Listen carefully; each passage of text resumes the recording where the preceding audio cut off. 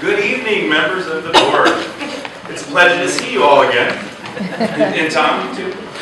My name is Rob Gould, and I'm joined here with Zach Rupp and Rich Nass, and we've come to talk to you tonight about student-based bargaining and how we want you to lead the way with shared accountability. And I'll be a little bit more specific because I happen to have a little bit different viewpoint this year. As you may or may not know, I have taught in a variety of special education classrooms over the last 14 years. Last year, I became one of the first peer observers within the lead pilot. In fact, a couple of my peer teachers that I work with are here tonight too, which is exciting. So, I was reluctant to leave the classroom because, like many teachers, I love the daily challenges and the interactions with students. I decided to become a peer observer because I wanted to support my fellow special education teachers. I feel that it's very difficult to understand the challenges of the job unless you've worked with students with exceptional needs on a daily basis. Frankly, I think the only people that understand it better are the parents and the students themselves. Many people thought I was crazy when I went out to seek this position. Their concern is best illustrated when you think about the way in which peer observers were initially greeted within classrooms. Instead of the regular "hello, how you doing?" They were often greeted with, "Oh, you're here." Fortunately, these initial perceptions are removed when the teacher and the peer observer sit down and have a meaningful conversation about the lesson strengths, and the areas for growth. Following our feedback conferences, one of the regular questions that we get from teachers is, "When will you come back?" For some various reasons. Teachers are finding value in these conversations. They want more of them. In fact, 71% of DCTA survey respondents want to see more assistance from their peer observers in addition to the review being practiced now. Senate Bill 191 calls for a support system to ensure all teachers are on a continuous growth trajectory. A system isn't just one individual. A system is a set of interacting components forming an integrated whole. So what does that mean? This means that if we're going to provide a support system for teachers, then we must build that system to include more than one individual's input of the teacher's craft.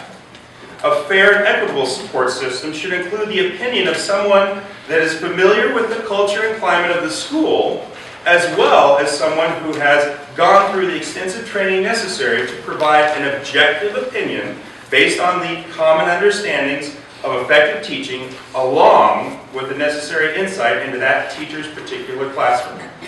Once again, we need to trade that control for partnership. Both of these viewpoints should be weighed and valued equally so that the teacher can receive the most accurate picture of their classroom.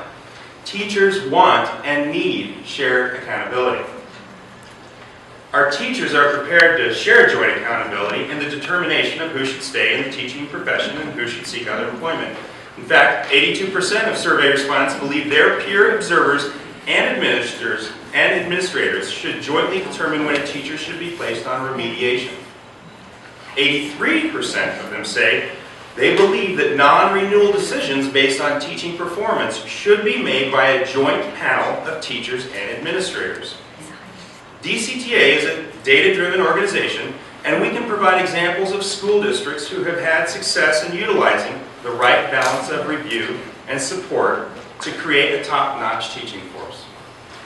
We want shared accountability. We want to own our profession and uphold the highest standards of teaching for Denver. I'll leave you with one additional thought. The other day, the peer observers sat down to talk about some of our successes from this year. One of the peer observers mentioned the interesting fact that the 43 of us within that room had been in nearly every single classroom within the district. And let me repeat that. The 43 of us in this little room had been in nearly every single classroom within the district.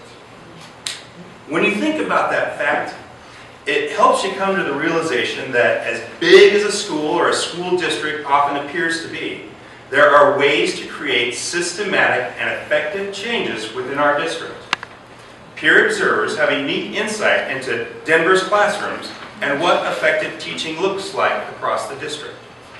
This insight, along with the principal's perspective, creates a balanced, accurate, and equitable view of an individual teacher's classroom. If we're going to lead the way to a world-class education for all our students, then we must share accountability. Board members, please lead the way for our district and direct your administration and their negotiations team to negotiate shared accountability within Denver Public Schools.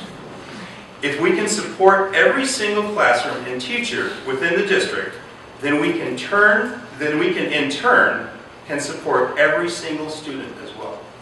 Thank you for your attention and your time.